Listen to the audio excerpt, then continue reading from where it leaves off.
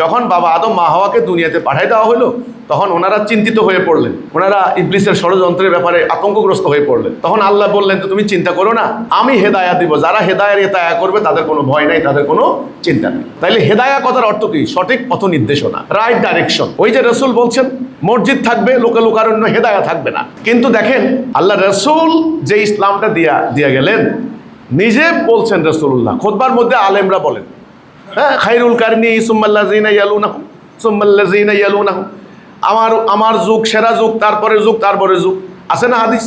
আরেকটা হাদিস আছে, রসুল বলছেন যে প্রথমে আমি, মাঝে মাহাদি, শেষে ঈসা, মাঝখানে আর কেউ না। এগুলো হাদিস।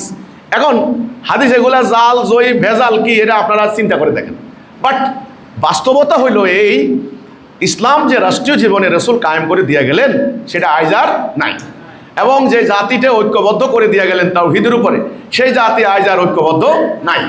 শুধু তাই নয়, যেই জাতির জীবনের একমাত্র লক্ষ্য ছিল জেহাদ করে দিন কায়েম করা, সেই জাতি জেহাদ ভুলে গিয়ে এই গণতন্ত্রের নামে আন্দোলন করে করে মানুষের তৈরি দিন কায়েম করেছে। তাহলে এই জাতি পথভ্রষ্ট হয়ে, লক্ষ্যহীন হয়ে, ঐক্যহীন হয়ে এখন তারা দুনিয়ার সব জাতির মার খাচ্ছে। আচ্ছা বলেন তো, আল্লাহ কি মিথ্যা? ওকে। কোরআন কি মিথ্যা? রাসূল কি মিথ্যা? নাউজুবিল্লাহ, নাউজুবিল্লাহ। আল্লাহ হক, রাসূল হক, কোরআন হক। তাহলে আবার কোরআনের পক্ষে, রাসূলের দিকে, আল্লাহর দিকে ডাক দেওয়ার জন্য আল্লাহ কাউকে না কাউকে হেদায়েত দিতে হবে না? আরে ভাই, হেদায়েত দিতে হবে না? হেদায়া মানে কি? সঠিক পথ, সঠিক পথের দিশা থেকে দেওয়া লাগবে না? এটার নামই হলো ইলমে লাদুনী, আল্লাহর পক্ষ থেকে দেওয়া জ্ঞান। এটাই আল্লাহ কোরআনে বলেছেন, আমি যার কল্যাণ চাই তাকে আমি তার হৃদয়কে দ্বীনের জন্য উন্মুক্ত করে দেই। এখন হিজবুত তাওহীদ, আল্লাহ হিজবুত তাওহীদকে এই দ্বীনের জন্য এই দায়িত্ব দিয়ে আল্লাহ দিয়েছেন, আল্লাহ জ্ঞান দিয়েছেন, এই কোরআনের এই আন্ডারস্ট্যান্ডিং দিয়েছেন। আমরা কি নবী দাবি করেছি? আমরা কি রাসূল দাবি করেছি? নাউজুবিল্লাহ।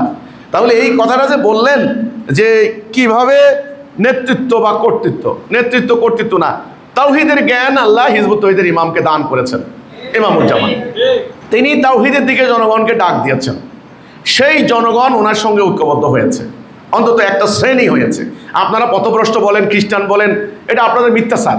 তাওহীদের উপর একদল ঐক্যবদ্ধ হয়, যারা তাওহীদের উপর ঐক্যবদ্ধ হয় তারা ওই খ্রিস্টান না, তারা মুরতাদ না, কাফের না।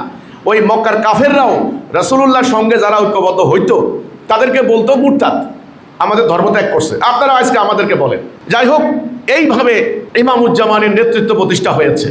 ওনাকে আমরা একদল মোমেন, আমরা ওনাকে ইমাম বলে মেনে নিয়েছি, ইমামুজ্জামান বলে আমরা ওনাকে মেনে নিয়েছি। ওনার ইন্তেকালের পরে স্বাভাবিকভাবে এই আন্দোলনের দায়িত্ব কাউকে না কাউকে নিতে হবে নাকি? তখন আমাদের ওই সময়ের যারা আমির আছেন, সদস্য আছেন, আমিররা, মুজাহিদরা, তারা বসে তারা সিদ্ধান্ত নিয়েছে যে আমরা এখন থেকে এনাকে মানব। তখন আমাকে তারা দায়িত্ব দিয়েছে। এই হচ্ছে ব্যাপারটা। তো এটা আল্লাহ তাআলার হিসাবের বাইরে কি হয়েছে?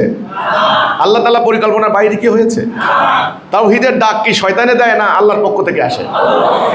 শয়তান তো গায়রুল্লাহর দিকে ডাকে, দলালার দিকে ডাকে, আর তাওহীদের দিকে ডাকে আল্লাহর বান্দারা, মুমিনরা। আল্লাহর ডাক, এটা নবী করিম সাল্লাল্লাহু আলাইহি সাল্লামের ডাক ছিল, তাওহীদের ডাক। তো কাজেই আপনি যে আপনারা বললেন যে নেতৃত্ব কর্তৃত্ব কিভাবে লাভ করলেন, এতক্ষণ এই কথাগুলি বললাম।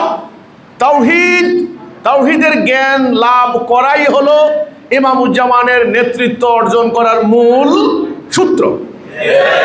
ওনাকে আল্লাহ মনোনীত করেছেন বলেই আল্লাহ ওনাকে তাওহীদ দিয়েছেন, ইসলামের প্রকৃত জ্ঞান দিয়েছেন, আকীদা দিয়েছেন।